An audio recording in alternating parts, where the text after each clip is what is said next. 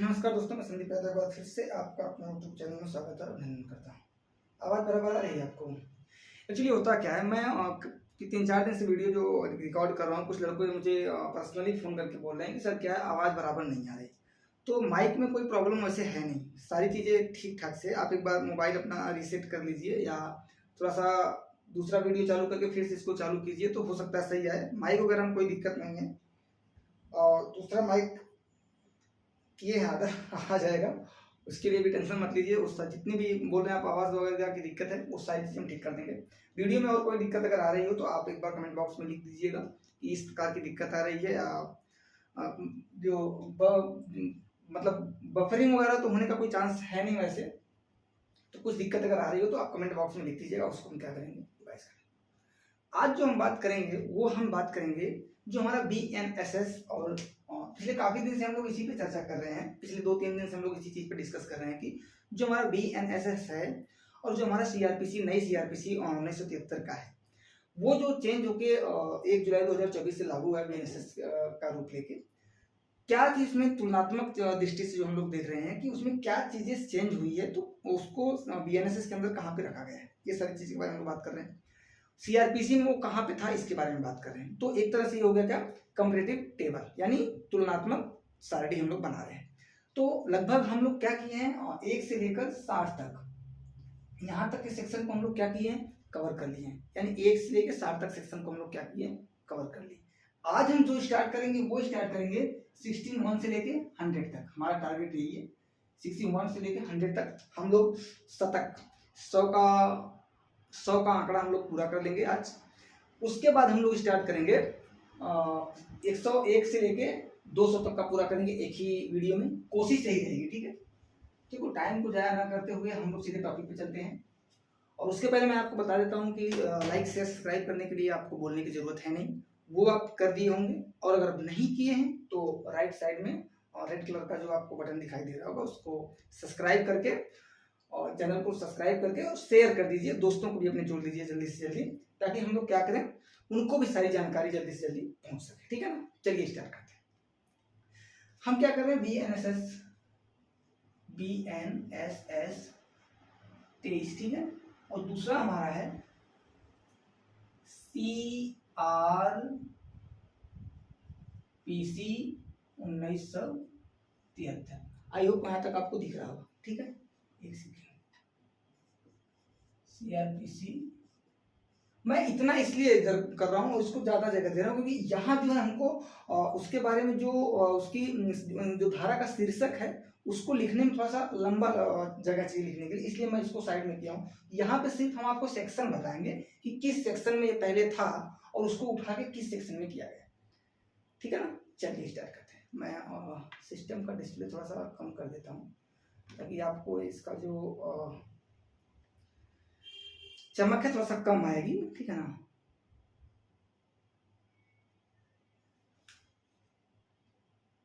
ठीक है, हाँ अब सही है, बस मुझे दिखाई देना चाहिए ना। चलिए अब हम क्या करते हैं, स्टार्ट करते हैं सीधा CRPC वर्सेस BNS का 61 से लेके 100 तक को हम क्या करेंगे, कवर करेंगे, ठीक है। तो जैसे धारा 61 है, वो हमारा कहता है निकल भागने पर पीछा करने और फिर पकड़ लेने की शक्ति। निकल भागने पर, मान लीजिए कोई अपराधी है, वो क्या किया है, पुलिस से पीछा छुड़ाकर निकल भाग गया है, ठीक है। निकल भागने पर पीछा करने व, ठीक है, वह पकड़ लेने की शक्ति, पकड़ लेने की शक्ति, ठीक है। ये दिया हुआ है सेक्शन 61 के अंदर। दूसरा सेक्शन हमारा क्या है, 62, सेक्शन 62।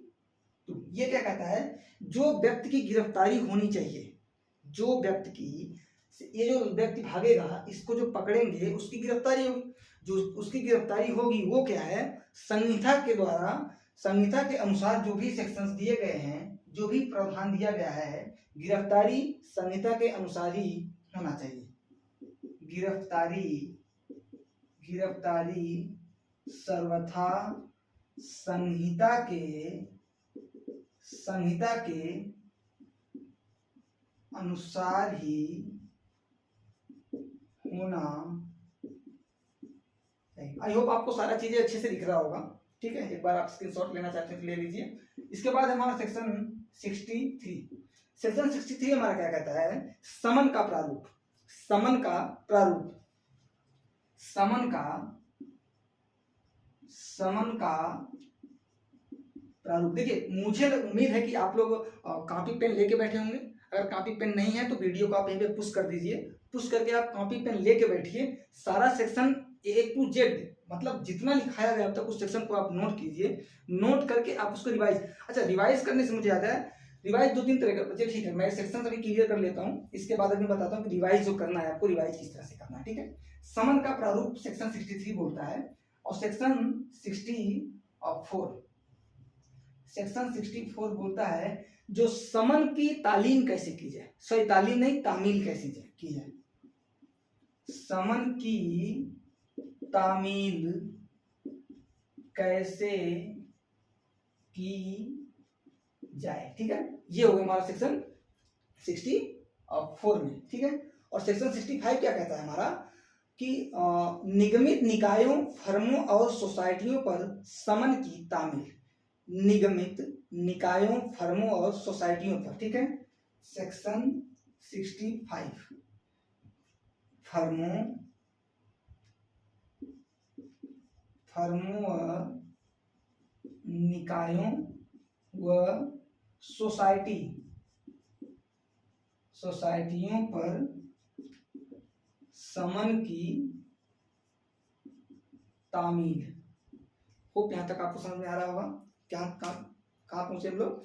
निगमित निकायों, फर्मों और सोसाइटियों पर समन की तामील। ठीक है, ये सेक्शन 65 में कहा गया है। ठीक है, अब इसको लिख लेते हैं हमको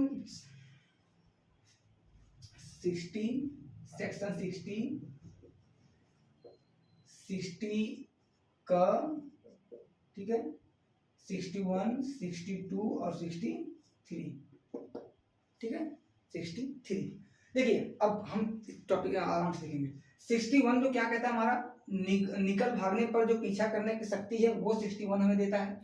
62 हमारा क्या कहता है, गिरफ्तारी सर्वथा क्या संहिता के अनुसार ही होनी चाहिए। ठीक है, संहिता जो नियम है उसके अनुसार ही होना चाहिए। सेक्शन 63 क्या कहता है हमारा, समन का प्रारूप। समन क्या है? समन में एक समन होता है और एक होता है सम्मन। मैं हमेशा आपको, एक समन होता है और एक होता है सम्मन जारी करना। आप कमेंट बॉक्स में लिख के बताइए इस समन और सम्मन में क्या डिफरेंस है। What is the difference of समन और सम्मन। ठीक है, इट्स ओके। चलिए आगे, सेक्शन 64 हमारा क्या कहता है, समन की तालीम कैसे की जाए। अच्छा, एक तामील। देखिए, मैं तालीम होता है, इसको क्लियर करता हूँ फिर आपको आता हूँ।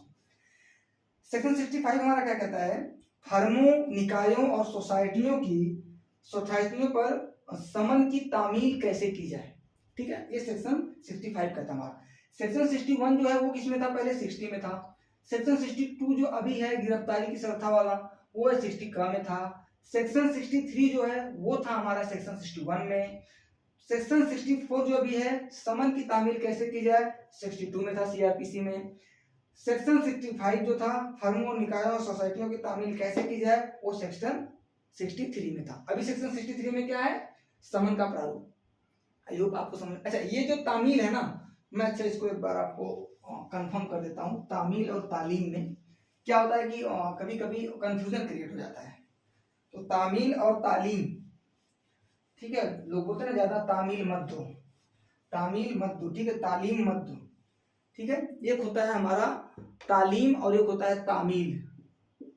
एक होता है तालीम और एक होता है हमारा तामील।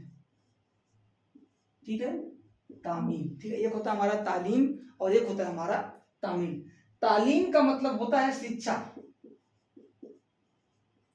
शिक्षा। ठीक है, तामील का मतलब क्या होता है हमारा, शिक्षा। और तालीम का मतलब होता है शिक्षा और तामील का मतलब होता है कि मतलब कि कोई कानून क्या है, लागू करवाना। कोई आदेश है, कोई कानून है, उसको क्या करना, लागू करवाने को क्या कहते हैं, कानून लागू करवाना, इसको हम क्या बोलते हैं, तालीम, तामील। आई होप आपको समझ में आएगा। एक क्वेश्चन भी बन सकता है, हिंदी में भी क्वेश्चन बन सकता है आपका, हालांकि ये अरबी शब्द है, उर्दू शब्द है एक, तो लेकिन फिर भी बन सकता है, ठीक है। आई होप आपको यहाँ तक क्लियर हो गया होगा। चलिए आगे स्टार्ट करते हैं। आगे है हमारा 66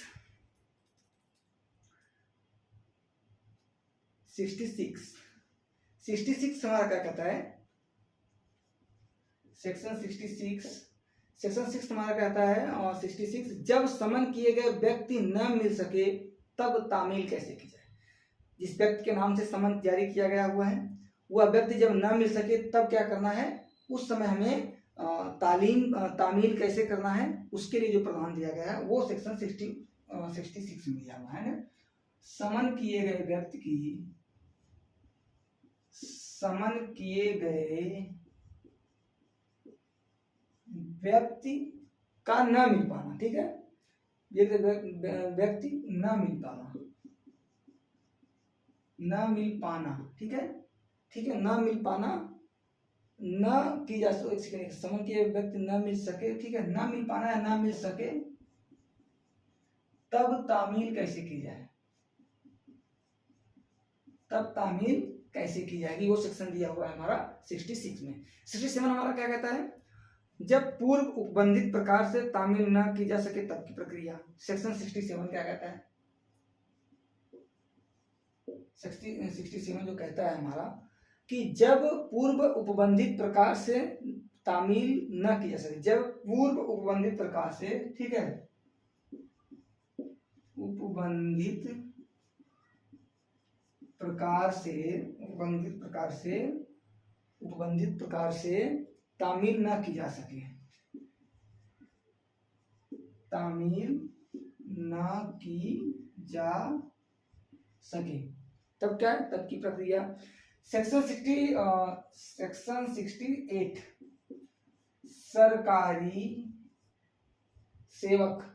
सरकारी सेवक पर तामील। किसी सरकारी सेवक पर तामील कैसे लगाई जाएगी, कानून कैसे उसके ऊपर लागू करवाया जाएगा, वो जो दिया है हमारा सेक्शन 68 में दिया हुआ है।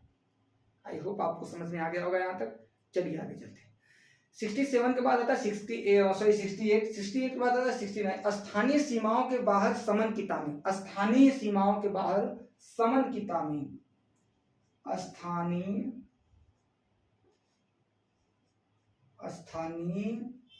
सीमाओं के बाहर तामील, ठीक है। सेक्शन 69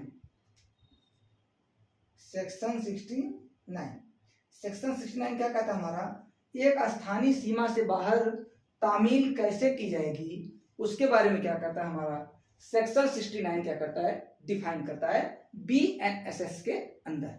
सीआरपीसी में सेक्शन सारे कहां पे थे, 64, 65, 66 और 67, ठीक है। 64, 65, 66 और 67 ये क्या था, सेक्शन 66 जो था वो 64 में था, सेक्शन 67 65 में था, 68 66 में था और 69 67 में था। यहां तक सारी चीजें आपको क्लियर हो गई है। स्क्रीनशॉट लेना चाहते हैं ले लीजिए, ठीक है। मैं इसको मिटाता हूं और आगे की प्रक्रिया हम लोग देखेंगे कैसे क्या। देखिए होता क्या है, आप अगर इसको इस तरह से देखेंगे कि कानून है, इसको बहुत क्या करेंगे 2 मिनट में, 5 मिनट में, 20 मिनट में कर लेंगे तो हो जाएगा, नहीं। इसके लिए आपको क्या करना पड़ेगा, टाइम देना पड़ेगा। अभी मैं रिवाइज की बात करता था, मैं आपको रिवाइज के बारे में बता देता हूँ थोड़ा सा, आप लोग रिवाइज करते कैसे हैं। मुझे तो नहीं पता रिवाइज कैसे करते हैं आप, मैं आपको रिवाइज के बारे में बता देता हूँ रिवाइज आपको कैसे करना चाहिए। मैं उसके पहले एक क्वेश्चन देता हूँ आपको कि उसको आप क्या करना है, किस तरह से करना है। उदाहरण के लिए मिठाई है 10 केजी,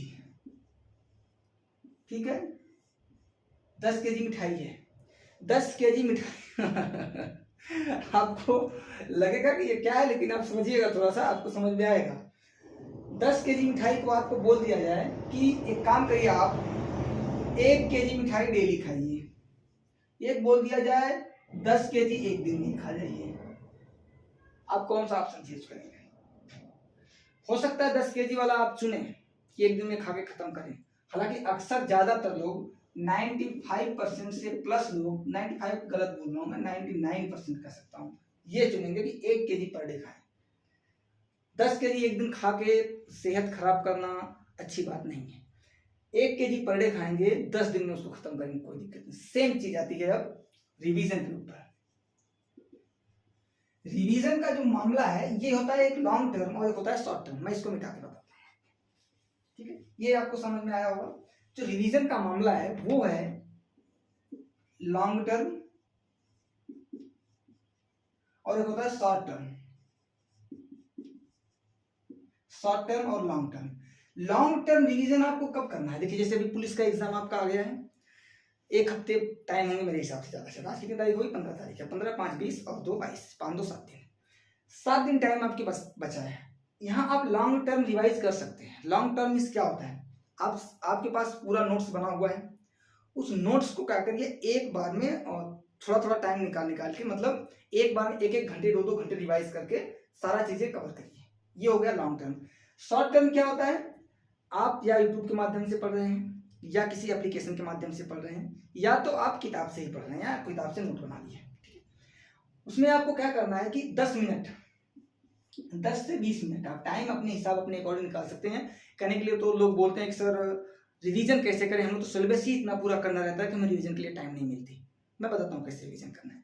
जरूरी नहीं है, देखो पढ़ने का, बहुत लोग बोलते हैं कि पढ़ने का टाइम ये नहीं है, पढ़ने का टाइम वो नहीं है, सुबह पढ़ना चाहिए, शाम को पढ़ना चाहिए। तो मैं कहता हूँ हमेशा जब आपका मूड में आए तब पढ़ो। नहीं पढ़ने का मन आ रहा है मस्ती में सो, कोई दिक्कत वाली बात नहीं, लेकिन हाँ पढ़ो जरूर।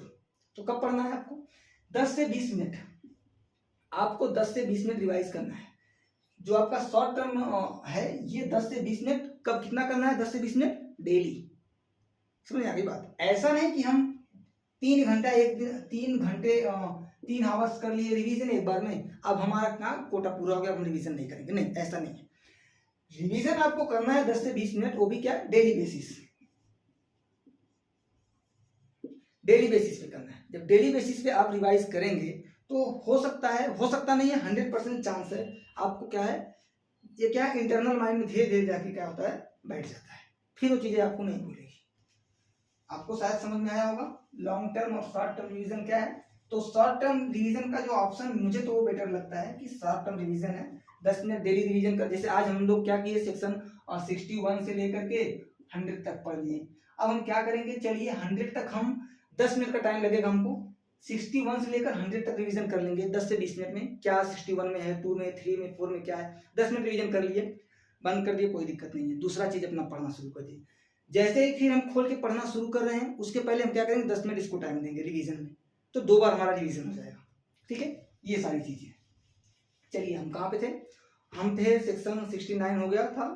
अब हम करेंगे 70 धारा 70 सरकारी सेवक पर तामील, 69 से स्टार्ट करना है। ठीक है, 69 हो गया यार, 70 करना, 70, 71। ऐसे मामलों में और जब तामील करने वाला अधिकारी उपस्थित ना हो तब तामील का सबूत। देखिए कानून का जो शब्द है ना, ये बहुत घुमा फिरा के, बहुत थोड़ा सा हमको पेचीदा टाइप लगता है, लेकिन है तो कानून भाई, समझना तो पड़ेगा। तो इसलिए इसको छोड़ के भागना नहीं है। वीडियो में बने रहिए आप लोग, लंबे टाइम तक बने रहिए, ताकि आपको ये चीजें समझ में आएगी। कानून है, इसमें टाइम लगेगा भाई। जीके जीएस नहीं है कि क्वेश्चन का आंसर हो गया, रटा दिया, काम खत्म। नहीं, इसको पढ़ना है तो आपको टाइम लगेगा। ठीक है, चलिए सेक्शन 70 हमारा क्या कहता है? सेक्शन 70 हमारा क्या कहता है? सेक्शन 70 हमारा कहता है ऐसे मामलों में और जब तामील करने वाला अधिकारी, किसी ऐसे मामले में जब तामील करने वाला अधिकारी क्या हो, उपस्थित ना हो। तामील करने वाला अधिकारी उपस्थित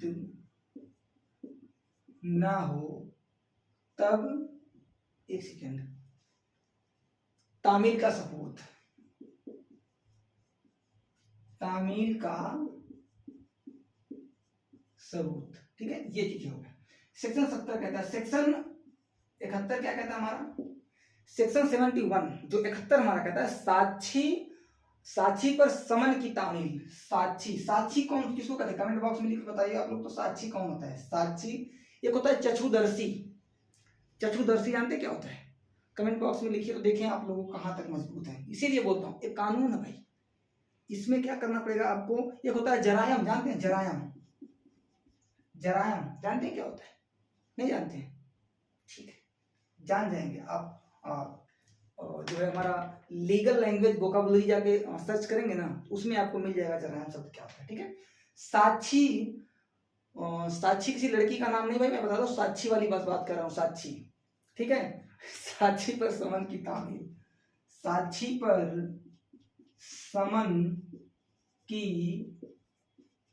तामील। यार ये गड़बड़ हो रहा है, ठीक है ना, चलिए कोई बात नहीं। दूसरे बॉर्डर में हम लोग चले गए, बॉर्डर क्रॉस कर गए हम लोग, ठीक है। ये हिंदुस्तान का बॉर्डर था, हम लोग क्रॉस करके पाकिस्तान में चले गए। वैसे भी उसके पास कुछ बचा वचा है नहीं, तो अभी हम क्या करेंगे, अगली बार जब आएंगे तो इसको इधर कर देंगे पाकिस्तान, इंडिया में, ठीक है, भारत में कर देंगे। चलिए, गिरफ्तारी के वारंट का प्रारूप और अवधि, सेक्शन 72। गिरफ्तारी के वारंट का प्रारूप और अवधि, गिरफ्तारी के वारंट व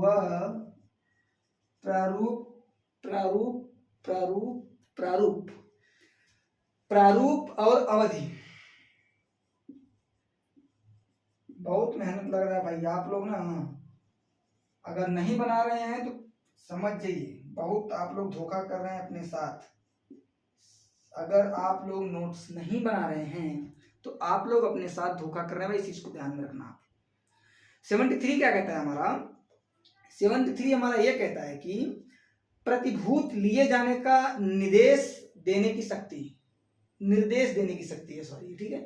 प्रारूप लिए जाने का, प्रारूप है, प्रतिभूत है, प्रतिभूति लेने की या लिए जाने की, निर्देश देने की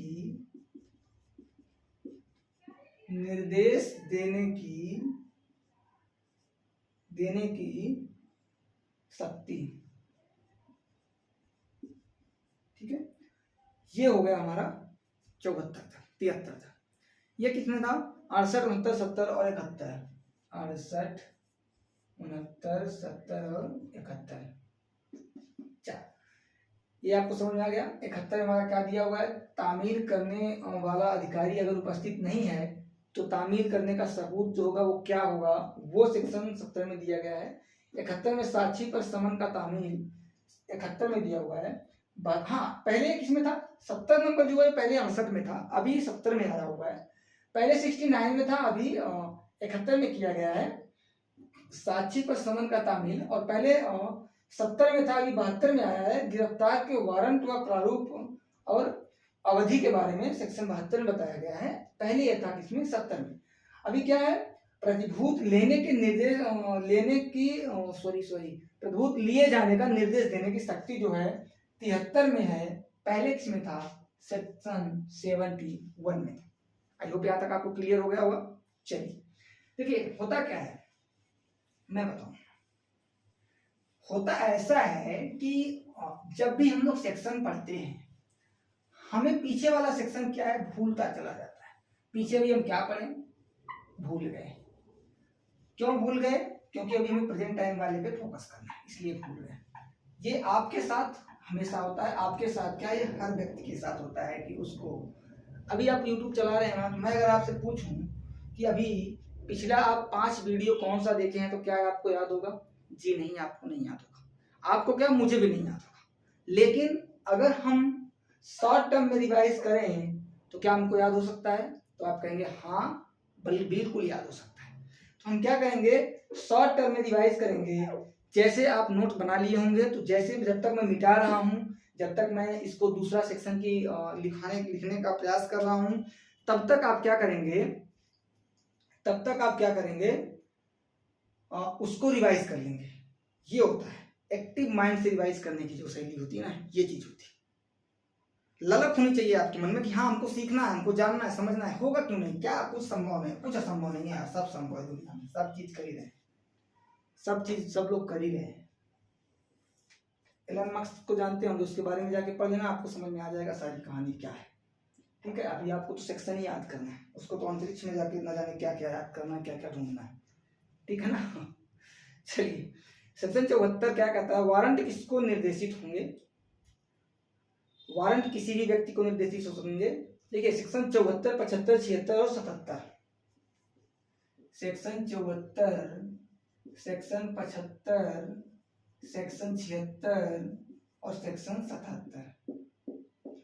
सेक्शन 74 क्या कहता है हमारा वारंट किसको निर्देशित होंगे, वारंट किसको निर्देशित होंगे। ठीक है, 75 हमारा क्या कहता है, वारंट किसी भी व्यक्ति को निर्देशित हो सकता है, सॉरी निर्देशित नहीं, निर्देशित लिखा हुआ है, सॉरी यार,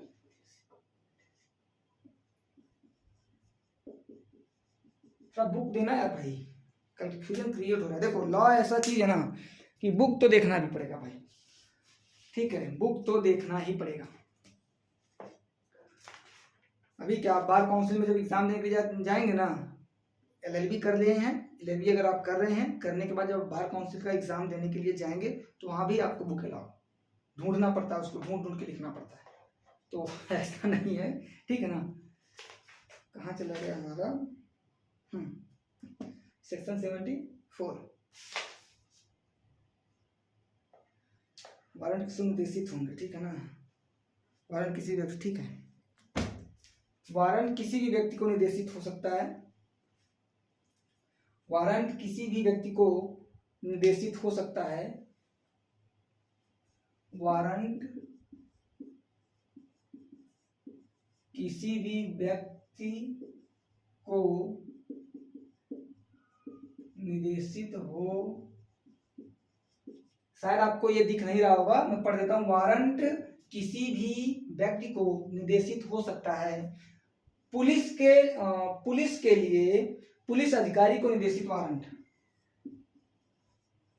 पुलिस अधिकारी को निर्देशित वारंट, वारंट। और 77 नंबर क्या कहता है हमारा, वारंट के सार की सूचना, वारंट के सार की सूचना। ठीक है, वारंट के सार की सूचना। 78 नंबर क्या है हमारा, सेक्शन 78, सेक्शन 78 हमारा क्या कहता है, गिरफ्तार किए गए व्यक्ति का न्यायालय के समक्ष अविलंब लाया जाना, यानी बिना विलंब किए। ठीक है, अविलंब लाया, देखो अविलंब जो शब्द है वो दो शब्दों से मिलकर बना है, अविलंब, अगर अ को हटा दिया जाए तो विलंब बन जाएगा, विलंब का मतलब होता है देरी से और अविलंब का मतलब होता है समय से, यानी बिना देर किए हुए। समझ में आ गई बात। हाँ, गिरफ्तार किए गए व्यक्ति का न्यायालय के समक्ष, गिरफ्तार किए गए व्यक्ति को न्यायालय के समक्ष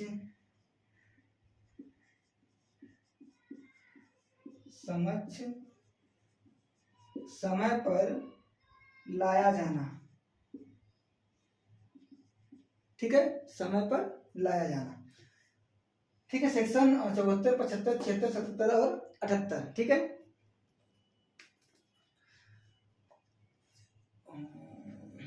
72, 73, 74, 75, 76। ठीक है, देखो वारंट किसको निर्देशित हो सकता है, सेक्शन 74 में, पहले किसमें था, सेक्शन 72 में।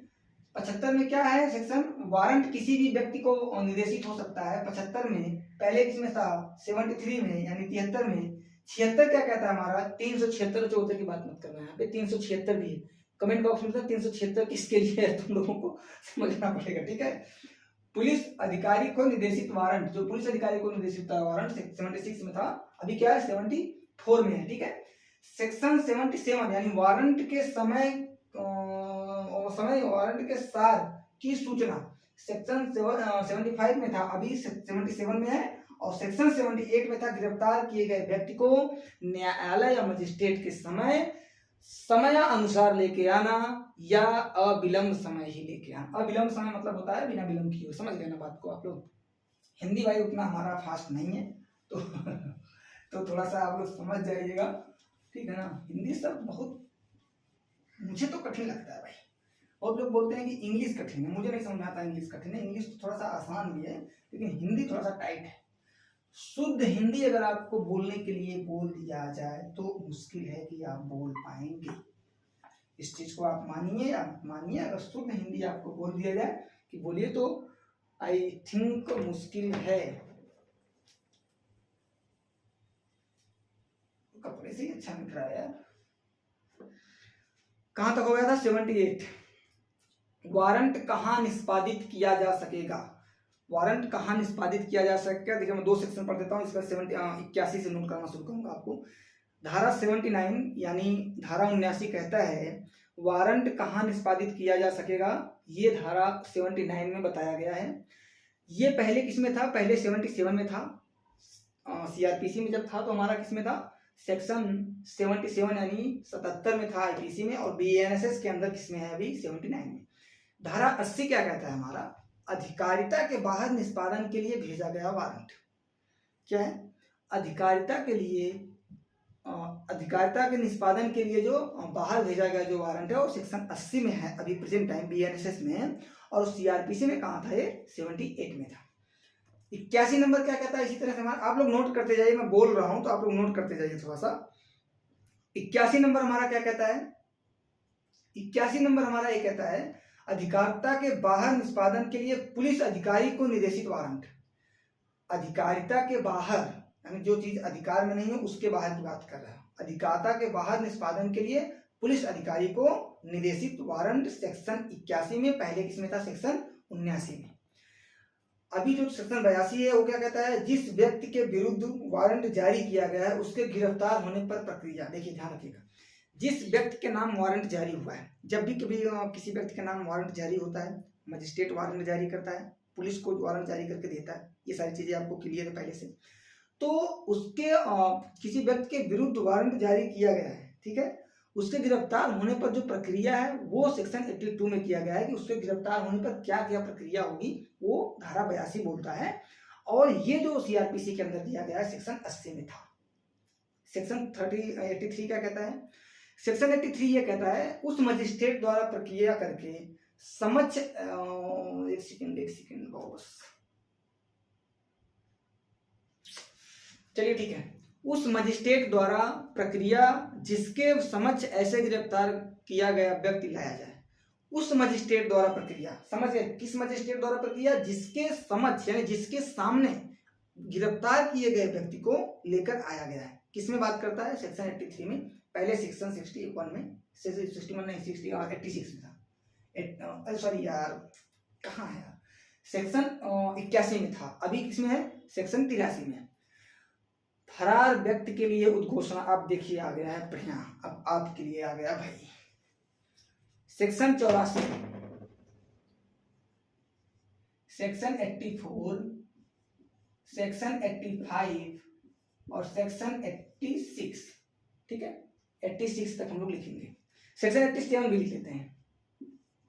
सेक्शन 87 84 क्या कहता है? फरार व्यक्ति के लिए उद्घोषणा।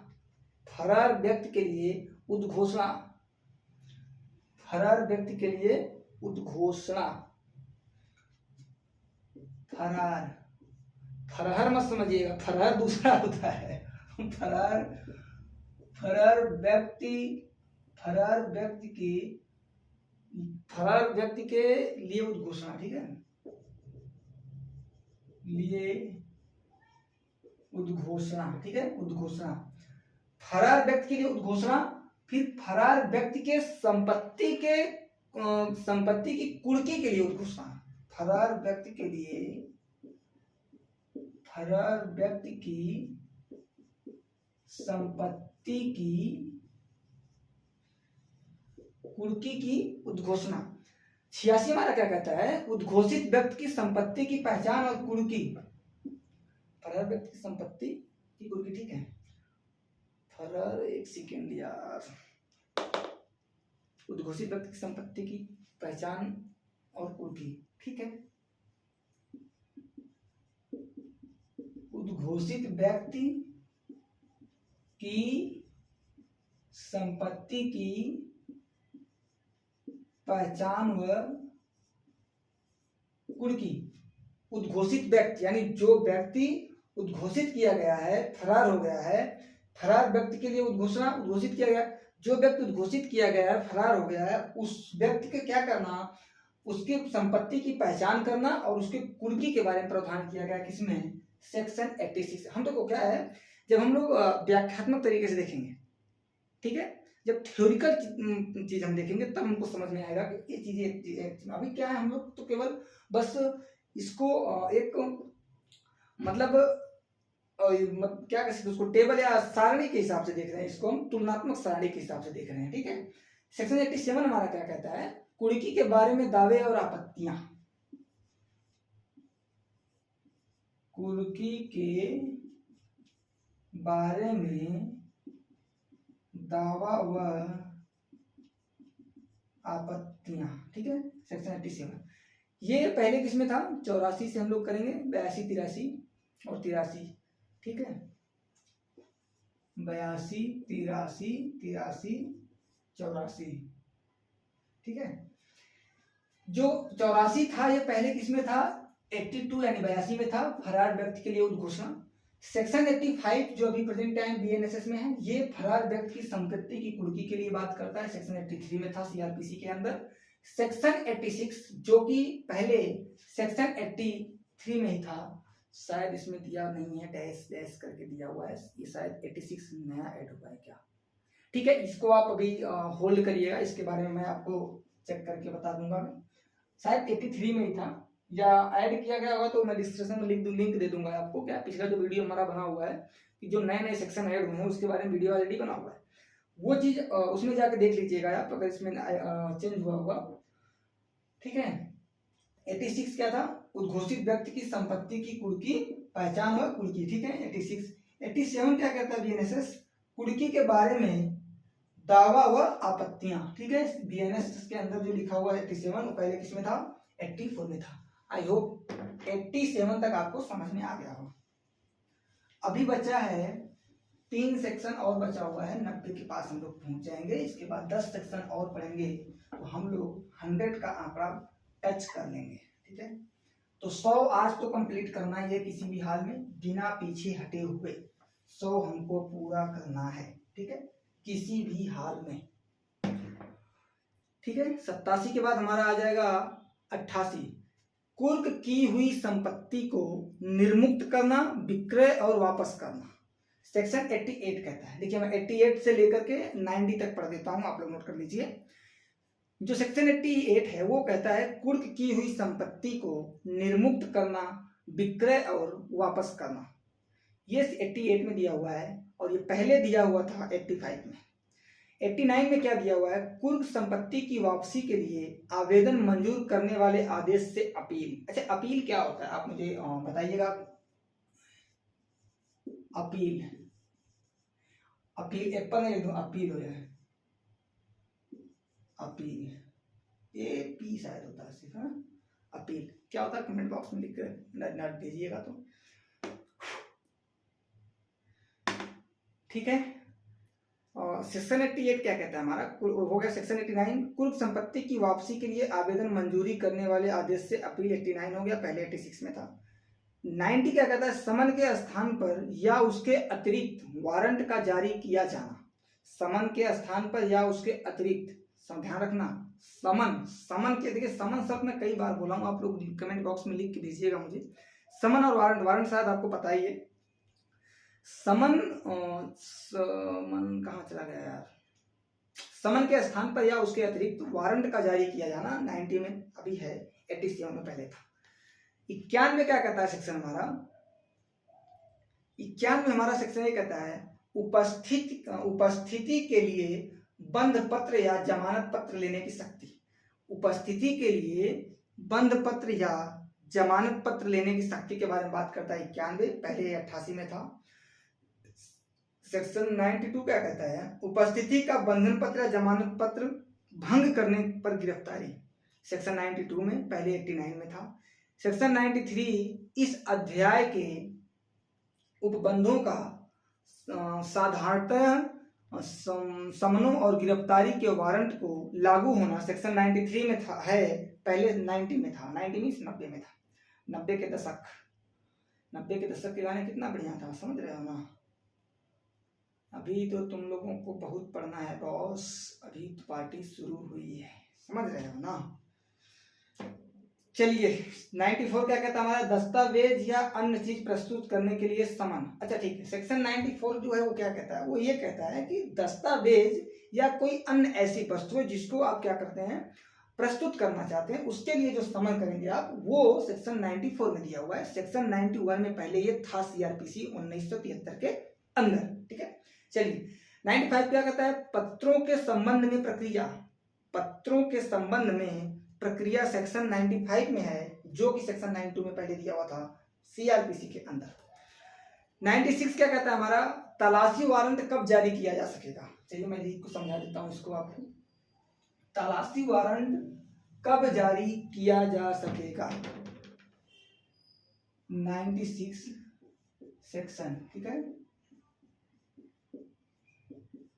तलाशी वारंट कब जारी किया जा, देखिए तलाशी वारंट कब जारी किया जा सकेगा, कब किया जा सकेगा, ये सेक्शन 96 हमको क्या करता है, बताता है पूरा, ठीक है। सेक्शन 97 क्या कहता है हमारा, उस स्थान की तलाशी जिसमें चुराई हुई संपत्ति, दस्तावेज आदि होने का संदेह है। उस स्थान की तलाशी करने का जो है, उस स्थान की तलाशी सेक्शन 97 उस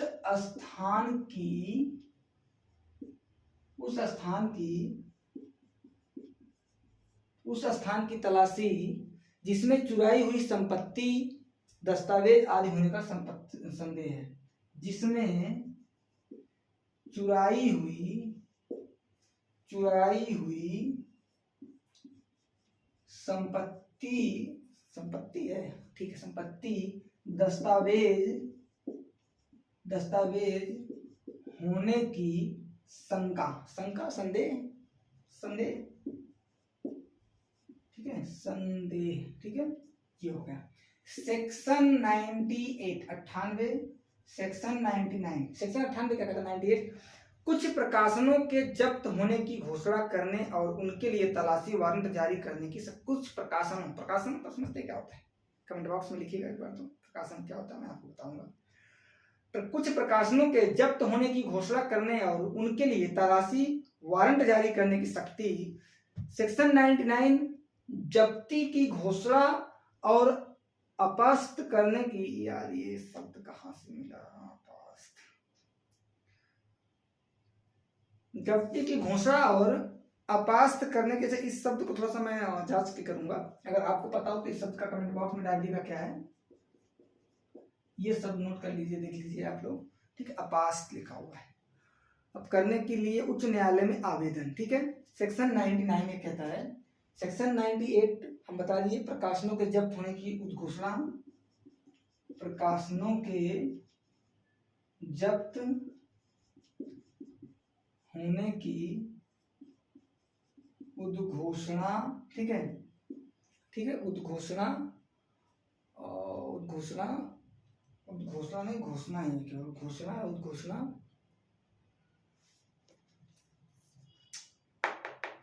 यार, घोषणा करने और उनके लिए तलाशी वारंट, या इनके लिए तलाशी वारंट, ठीक है, तलाशी वारंट जारी करना है, सेक्शन 98 बोलता है। सेक्शन 99 हमारा क्या कहता है, जब्ती की घोषणा और अपास्त करने के लिए उच्च न्यायालय में आवेदन, जब्ती की घोषणा व अपास्त करने के लिए न्यायालय में आवेदन, ठीक है, ये हो गया। सदोष परिरुद्ध व्यक्तियों के लिए तलाशी। सेक्शन जो 100 हमारा है, सेक्शन 100 जो है, सेक्शन 100 आप लिख लीजिए। क्या कहता है सेक्शन 100? सदोष परिरुद्ध व्यक्तियों के लिए तलाशी। सदोष परिरुद्ध व्यक्तियों के लिए तलाशी का जो आदेश देता है वो सेक्शन 100, सेक्शन 100 देता है। सीआरपीसी में ये कहाँ पे था? 97 में था। ठीक है, 97 में था, 97 में, धारा 97 में था। अभी जो सेक्शन 100 बना है वो पहले 97 में था। अच्छा, ये कहाँ पे था? यहाँ पे हम बात करते हैं 96, 7, 8 और 9। 96, 93, 94, 95 और 96। 93, 94, 95 और 96 और हो गया 100 नंबर 97। देखिए 96 जो सेक्शन अभी है बीएनएसएस में, ये हमारा पहले किसमें था? 93 में था। ठीक है, जो अभी 97 हमारा है, ठीक है, उस स्थान की तलाशी जिसमें चुराई हुई संपत्ति या दस्तावेज होने का संदेह हो, सेक्शन 97 जो है पहले किसमें था? 94 में था। जो 98 है हमारा प्रकाशों के, ठीक है, क्या है 98 जो हमारा है कि प्रकाशनों के जब्त होने की जो घोषणा है वो 95 में था, अभी 98 में है। 99 जो हमारा है 99 जब्ती की घोषणा व, ठीक है, अपास्त करने के लिए न्यायालय जो आवेदन करेगा वो सेक्शन 96 में पहले था, अभी 99 में है। आई होप आपको ये सारा चीज समझ में आ गया होगा, अच्छे तरीके से आपको समझ में आ गया होगा, मैं उम्मीद करूंगा आप लोगों से। नहीं आया है तो फिर तब भी बोलता हूँ, कोई दिक्कत की बात नहीं। आप लोग एक काम करिए, इसको नोट कर लिए होंगे, नहीं नोट किए तो एक बार वीडियो बैक करके आप लोग नोट कर लीजिए पहले। इसको नोट करने के बाद आप, मैं बोला हूँ शॉर्ट टर्म में, ठीक है, जो शॉर्ट टर्म में आप क्या करिए, इसको रिवाइज करिए सारा सेक्शन। देखिए होता क्या है, बताने के लिए, लिखवा के बताने का मतलब ये है कि मैं खुद यहाँ लिखूंगा तो आप वहाँ लिखेंगे, बाकी आपकी ईमानदारी के ऊपर है कि आप लिखेंगे कि नहीं लिखेंगे, ये आप जानेंगे। क्योंकि मेरा मानना यही रहता है कि मैं अगर एक एक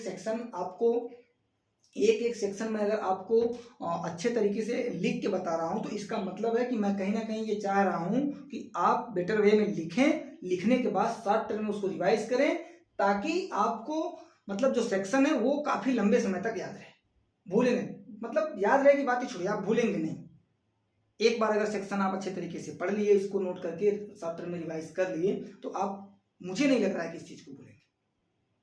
तो बाकी ये आपकी ईमानदारी के ऊपर है कि हमारे मेहनत का कितना फल आप लोग प्राप्त करते हैं।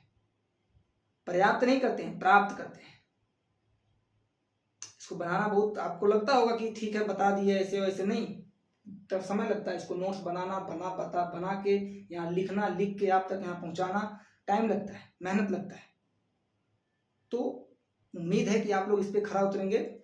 और अगर आप लॉ सेक्टर से बिलोंग करते हैं तो ये चीज तो आपके लिए बहुत ही बेटर है। लॉ सेक्टर से अगर आप लोग बिलोंग करते हैं, या आप वकील हैं, या आप एलएलबी के स्टूडेंट्स हैं, तो आप लोगों के लिए तो ये बहुत ही बेटर है, जानना ही पड़ेगा। देखिए दो पेशा ऐसा बोला गया ना, लॉयर का प्रोफेशन और डॉक्टर का प्रोफेशन हमेशा ही पढ़ना पड़ता है, शुरू से लेके अंत तक। इतना जल्दी अगर घबरा जाइएगा, इतना जल्दी अगर ऊब जाइएगा तो थोड़ा सा दिक्कत होगा ना आगे भाई। उबना नहीं है, पढ़ना है हमेशा, धीरे धीरे पढ़ेंगे, शॉर्ट टर्म में पढ़ेंगे, क्या दिक्कत है? जरूरी थोड़ा कि एक ही दिन में सब पढ़ के खत्म कर देंगे भाई। एक ही दिन में पढ़ के सब खत्म कर देंगे तो कल क्या पढ़ेंगे, ये भी बात है। तो उम्मीद है कि आप लोग इस पे खरा उतरेंगे और इसको स्क्रीनशॉट लेना ले लीजिए। हालांकि स्क्रीनशॉट लेने से बेटर रहेगा कि जैसे जैसे मैं बोल के या पढ़ के लिखते रहता हूँ, उसी तरह में आप क्या करेंगे, उसी समय उसको बेटर वे में अच्छे तरीके से नोट्स बनाते जाएंगे सेक्शन। और आपके पास वो होगा ना मार्कर, सुग्गा कलर वाला मार्कर, बता रहा हूँ, काला वाला से मत करिएगा, नहीं तो सब मिट उठ जाएगा। सुग्गा वाला जो होता है ना, सुगौवा कलर का बोलते हैं आप लोग अपने भाषा, सुग्गा कलर का, वो वाला मार्कर लेना है और आपको उसको हाईलाइट करना है। मैं दिखा भी देता हूँ कैसे हाईलाइट करना है, ठीक है। कहाँ चला गया, दिखिए नहीं रहा है। हाईलाइट करने के लिए मैं बता दे रहा हूँ कि आपको हाईलाइट कैसे करना है। आपको तो ऐसे पता ही होगा कि हाईलाइट कैसे करना है, फिर भी मैं आपको एक बार दिखा देता हूँ कि आप हाईलाइट कैसे करना है। कहाँ गया हाईलाइट वाला यार, आप लोग तो और भी नहीं मिल रहा है। सब सुग्गा कलर का नहीं जानते हैं यार आप लोग, सुग्गा कलर का, सुग्गा तोता कलर नहीं है इसमें बॉस। मैं आपको दिखा देता हूँ, मार्कर है मेरे पास, ठीक है। मार्कर देख लीजिए, ये वाला कलर जो है ना, ये वाला जो मार्कर है, इस वाले मार्कर से ध्यान से देख लीजिए, इस वाले मार्कर से आपको क्या करना है, हाईलाइट करना है। इससे क्या होगा कि प्रॉपर वे में वो आपको दिखेगा, समझ गया ना। ब्लैक से मार दीजिएगा तो सब मिट मिटा जाएगा, तो फिर ढूंढते रहिएगा कि क्या हो गया, क्या लिख दिए थे, क्या नहीं है, समझ गए ना। और हाँ, एक आप लोगों के लिए एक और सूचना है कि जो यूपीपी का एग्जाम सिटी है वो क्या है, कल 5 बजे समथिंग ओपन होगा लिंक। तो आप लोग वहाँ जाके अपना रोल नंबर वगैरह, एप्लीकेशन नंबर वगैरह डाल के अपना एग्जाम सिटी देख सकते हैं कि एग्जाम सिटी आपका, एग्जाम सिटी यानी कौन से जिला में आपका सेंटर गया हुआ है। उसके हिसाब से आप क्या करेंगे, अच्छे तरीके से प्रिपेयर होके जाएंगे एग्जाम देने के लिए। और ध्यान रखिएगा, इस समय मतलब जो नकारात्मक वस्तुएं हैं या जो वस्तुएं मतलब उसमें निर्देश दिया होगा क्या है, जैसे कैलकुलेटर हो गया, मोबाइल हो गया या स्मार्टफोन हो गया, ये सारी चीज़ें आपको नहीं ले जाना है। तो आप लोग पहले से ही सचेत होकर जाइएगा कि वहाँ पे अगर रखने के लिए पता चला आप महंगा फ़ोन लेकर गए हैं और वहाँ पे रखने की व्यवस्था नहीं हो पाई, तो थोड़ा सा दिखा की व्यवस्था हो ही जाती है, सेंटर वाले ये सारी चीज़ें करवा देते हैं। मान लो भाई तो फिर अगर नहीं हो पाई तो आप लोग अपनी व्यवस्था खुद से स्वयं से करके जाइएगा एग्जाम देने के लिए। और मैं उम्मीद करूँगा कि इस बार आप लोग क्या है, एग्जाम में बहुत ही अच्छा परफॉर्मेंस करेंगे, अच्छा रिजल्ट आएगा इस बार आपका। और उम्मीद है कि कुछ लोग सिलेक्ट भी होंगे, और कौन कौन सिलेक्ट होंगे वो तो रिजल्ट के बाद ही पता चलेगा, लेकिन परफॉर्मेंस आपका बढ़िया होगा इस बार, जहाँ तक मेरा मानना है, ठीक है। तो इसके साथ मैं अपना इसको क्लोज करते हैं। बाकी कल हम 101 से स्टार्ट करेंगे, सेक्शन 101 से स्टार्ट करेंगे। कोशिश रहेगी कि हम लोग 200 तक जाएं। 200 तक अगर नहीं भी जा पा रहे हैं तो हम क्या करेंगे, 50 सेक्शन पढ़ेंगे, 1 से लेकर 101 से लेकर 150 तक, ठीक है। तो आई होप आपको चैनल को लाइक शेयर और सब्सक्राइब आप कर ही दिए होंगे, उसको तो बोलने की जरूरत है नहीं आपको, ठीक है। मिलते हैं फिर अगले वीडियो में, तब तक के लिए tata bye bye, good night, close करो भाई, ठीक है, बाय।